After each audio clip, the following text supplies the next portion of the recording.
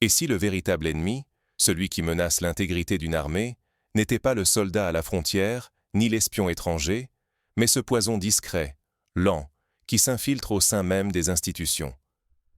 Imaginez une forteresse inviolable, non pas prise d'assaut, mais lentement sapée de l'intérieur, pierre après pierre, par la main de ceux censés la défendre.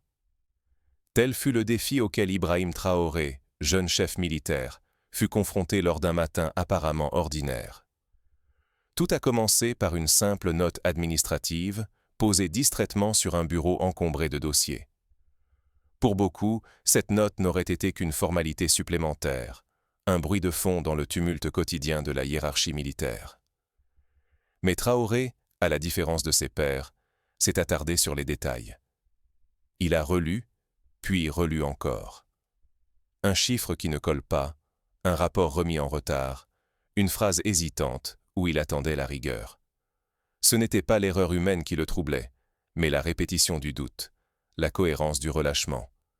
Dans l'histoire militaire, des cas similaires abondent. Lorsque Napoléon perdit la bataille de Waterloo, certains historiens avancent que la lenteur d'exécution des ordres, l'hésitation de ses maréchaux, furent aussi fatales que la supériorité numérique ennemie. De même, lors du coup d'État de 1963 au Togo, c'est dans les failles de la chaîne de commandement que les putschistes ont trouvé leur levier. Traoré, lui, pense à ses précédents. Il ne cherche pas la faille dans les murs, mais dans les hommes. Un officier, jusque-là irréprochable, commence à différer l'exécution des ordres, avance des excuses, réclame des vérifications inhabituelles. Bientôt, dans les comptes, apparaissent des mouvements d'argent discrets. Pas de quoi attirer l'attention d'un vérificateur distrait, mais suffisamment pour semer le soupçon dans l'esprit d'un chef attentif. C'est ici que réside la véritable menace. La corruption dans une institution militaire n'a pas besoin de s'afficher. Un simple retard, un ordre appliqué à contretemps, un silence prolongé au moment crucial, suffisent à fragiliser la chaîne de commandement. L'exemple de la chute de l'Empire romain est souvent cité. Bien plus que les invasions barbares, c'est la corruption interne et la perte de discipline qui ont précipité la décadence. Traoré le sait, la loyauté ne s'impose pas par décret, elle se cultive par l'exemple et la vigilance. Si l'on laisse la corruption s'installer, ce n'est pas seulement la carrière d'un individu qui est en jeu, mais la stabilité de toute la nation. L'histoire du général Dallaire au Rwanda, lors du génocide de 1994, montre à quel point la désobéissance, même passive, peut avoir des conséquences tragiques. Face à cette menace sourde, la réaction ne peut être guidée par la panique ni la gesticulation médiatique. Au contraire, c'est la patience, l'observation minutieuse, la traque des signaux faibles qui doivent prévaloir.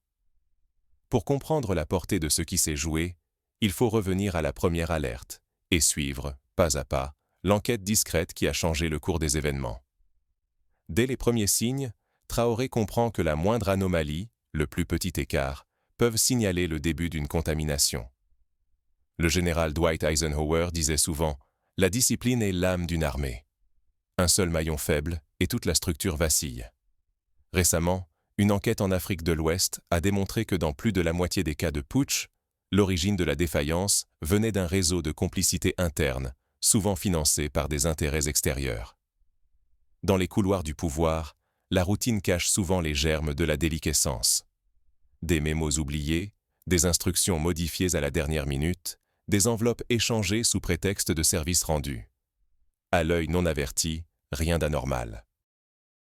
Mais pour Traoré, chaque détail devient un indice, chaque décalage, une question à résoudre. Il observe. Un officier remet un rapport avec 24 heures de retard. Un autre, jusque-là effacé, conteste une directive avec un aplomb nouveau. Dans les messes, l'argent circule, non pas en liasse, mais sous forme de petits cadeaux, de services rendus, de faveurs. Sous l'uniforme, le réseau se tisse, invisible mais redoutable. Son objectif n'est pas la lumière, mais l'ambiguïté, la confusion, la lente corrosion de la confiance. À ce stade, la contamination est comparable à un virus. Elle ne frappe pas d'un coup, mais s'insinue peu à peu, isolant ses victimes, fragmentant l'institution.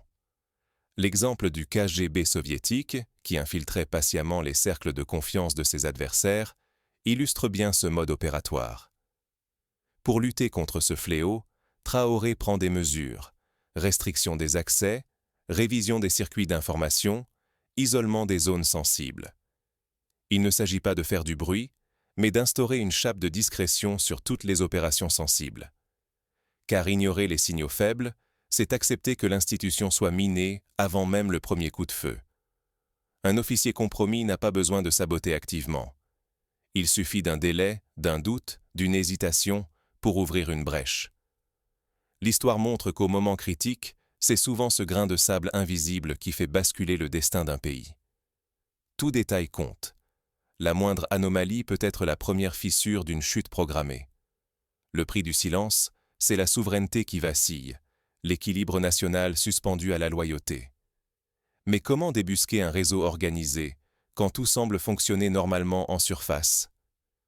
Pour Traoré, la réponse réside dans la traque de l'invisible. Il lui faut démêler les chevaux d'un complot qui ne laisse presque aucune trace. L'ennemi, désormais, n'attaque plus frontalement. Il achète. La loyauté n'est plus une valeur, mais une marchandise négociée en coulisses.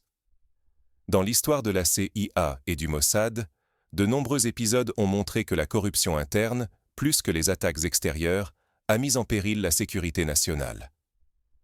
Traoré forme alors une cellule restreinte, composée d'officiers choisis pour leur intégrité et leur sens du secret.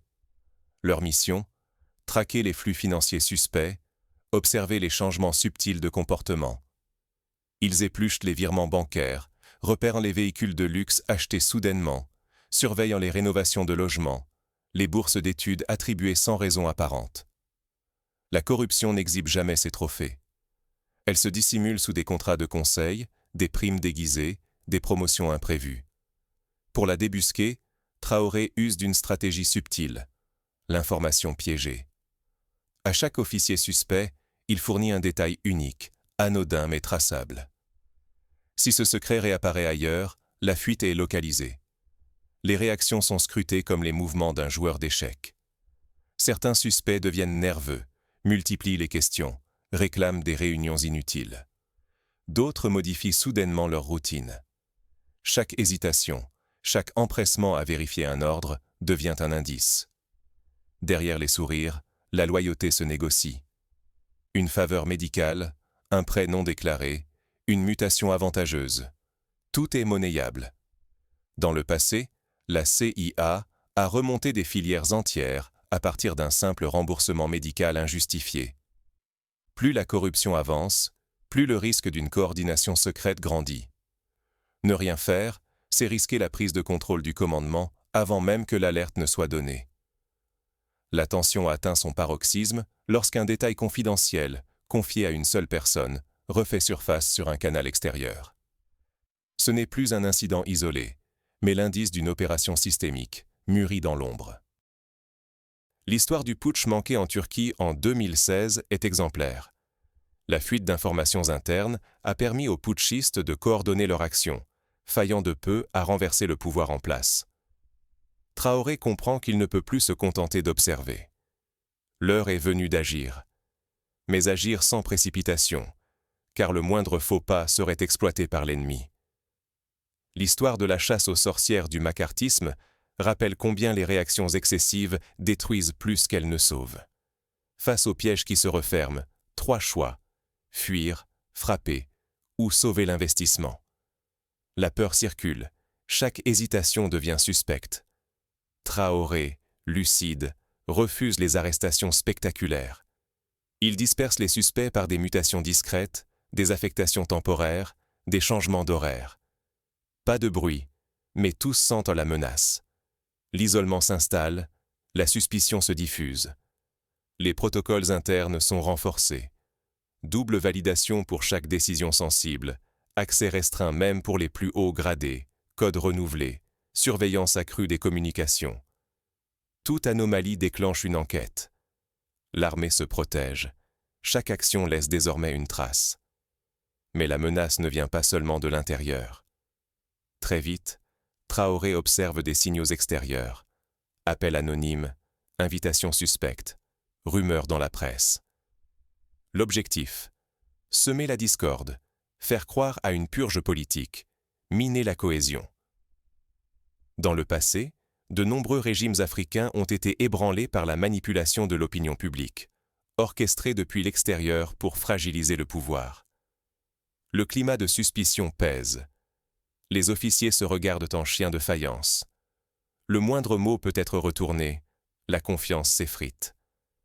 Certains doutent de leurs compagnons, d'autres se murent dans le silence. La confiance, pilier de l'armée, vacille. C'est là que Traoré joue la partie la plus risquée. Un excès de sévérité, et l'unité éclate. L'ennemi attend ce moment.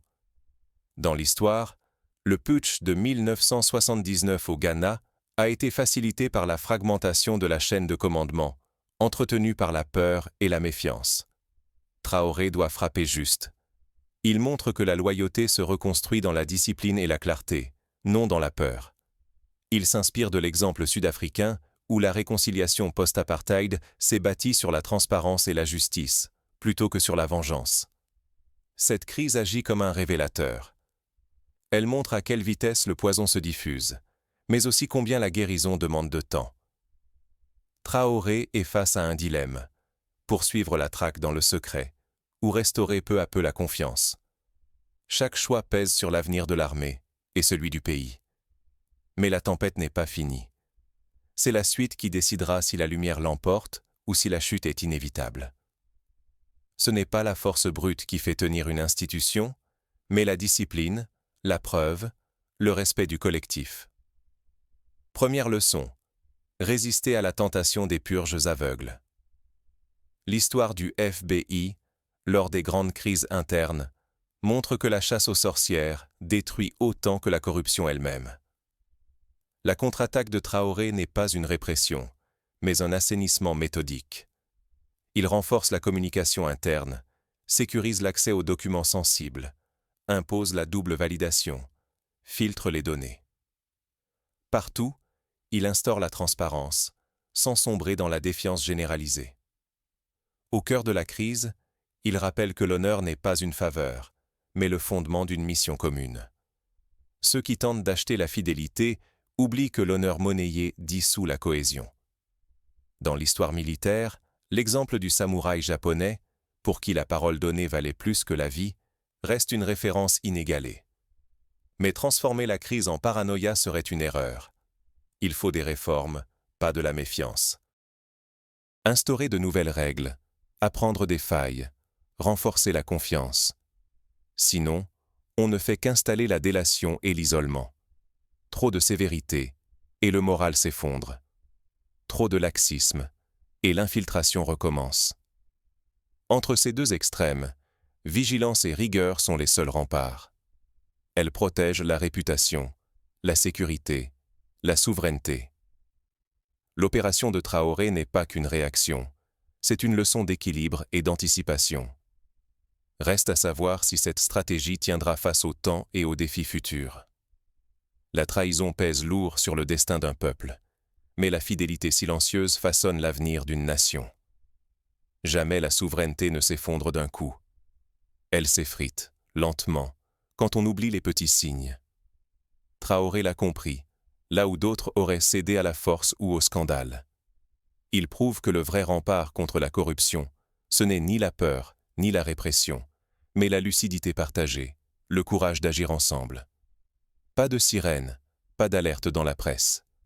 Traoré préfère la discrétion, la précision. Sa riposte, invisible, vise la racine du mal. L'infiltration qui sape la loyauté. Une vigilance qui n'est pas de la paranoïa, mais une question de survie. Une trahison, même minime, peut tout faire basculer. Un seul officier égaré fissure la chaîne de commandement, sème le doute. Parfois, il n'y a pas besoin de coups de feu. Un simple retard, une question anodine, peuvent signaler l'infiltration. Traoré a choisi d'écouter, là où d'autres détournèrent les yeux.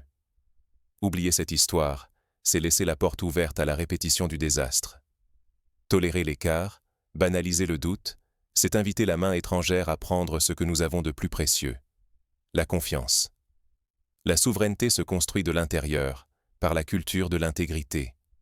Ce combat n'est pas fait de lois, mais d'actes quotidiens. Dire non à l'argent facile, refuser le compromis, défendre la promesse donnée même dans l'ombre. C'est l'attention aux détails, la traque de la faille, qui préserve l'ossature d'une nation. Le legs de Traoré dépasse l'armée. La discipline, la patience, le collectif sont les seules armes contre la corruption. Jamais la trahison ne s'annonce à grand bruit. Elle avance masquée. Seuls ceux qui osent voir l'invisible peuvent la stopper. La responsabilité est partagée. La souveraineté n'appartient pas à un chef, mais à tous. Restons vigilants, protégeons nos cercles de confiance. La force d'une nation repose sur l'intégrité de chacun. Si nous oublions cette leçon, la faille s'ouvrira là où nous ne l'attendons pas. Pour que ces principes ne restent pas lettre morte, il est possible d'imaginer des applications concrètes dans la vie de tous les jours. Dans une entreprise, instaurer une vérification croisée des comptes évite que les petites malversations ne deviennent de grandes fraudes. Dans une administration, la rotation régulière des postes sensibles peut casser les réseaux d'influence. Dans une famille, c'est l'éducation à l'honnêteté qui construit le socle moral. Prenons le cas d'une mairie d'une petite ville d'Afrique de l'Ouest. Un nouveau maire découvre que les marchés publics sont systématiquement attribués à la même entreprise. Plutôt que de dénoncer publiquement sans preuve, il fait appel à un audit externe, impose la transparence des critères d'attribution et réorganise les procédures. Au bout de quelques mois, les habitudes changent, les coûts diminuent, la confiance revient. De même, dans le secteur de la santé, la corruption tue à bas bruit. Un chef de service vigilant, en imposant la traçabilité des fournitures médicales et la publication des comptes, permet de sauver des vies. Au Nigeria, la lutte contre le détournement des vaccins a été remportée grâce à la mise en place de comités citoyens de surveillance. Dans le monde militaire, la formation à l'éthique est aujourd'hui un pilier dans les académies les plus modernes. À Saint-Cyr, à West Point, à Sandhurst, chaque futur officier apprend que la loyauté ne se limite pas à l'obéissance, mais implique le courage de signaler les dérives, même au risque de déplaire. Face à la tentation de l'argent facile, il existe des outils. La déclaration annuelle de patrimoine, l'obligation de signaler tout cadeau reçu, la protection des lanceurs d'alerte, sont des mesures adoptées avec succès dans de nombreux pays. Mais la meilleure défense reste l'exemple donné par les chefs, la transparence dans les décisions et la sanction rapide des abus. Imaginons un scénario fictif. Dans une brigade, un jeune lieutenant découvre qu'un supérieur perçoit des avantages indus. Plutôt que de se taire ou de contourner la hiérarchie, il utilise la procédure interne de signalement, protégée par l'anonymat. Une enquête discrète est menée, le réseau est démantelé et le lieutenant est promu pour son courage. Cette histoire, inspirée de faits réels survenus au Sénégal, montre que l'intégrité paie à long terme. Pour éviter la répétition du mal, chaque citoyen doit se sentir responsable. À l'école, la lutte contre la triche prépare l'honnêteté future. Dans la vie courante, refuser un pot de vin, signaler une irrégularité, c'est contribuer à la solidité collective. En somme, la leçon de l'histoire de Traoré est universelle. La vigilance, l'intégrité et l'action concertée sont les seuls remparts contre la corruption. Il ne suffit pas de dénoncer, il faut agir chaque jour à son niveau. Car la souveraineté n'est pas un héritage, mais une conquête permanente. Ainsi se referme le cercle de la vigilance. Dans la tourmente, le chef éclaire la voie, mais c'est l'engagement de tous qui sauve la nation. Aujourd'hui comme hier, dans l'armée comme dans la société, l'ennemi intérieur est le plus redoutable. Mais il ne triomphe que si nous détournons les yeux. Gardons les grands ouverts.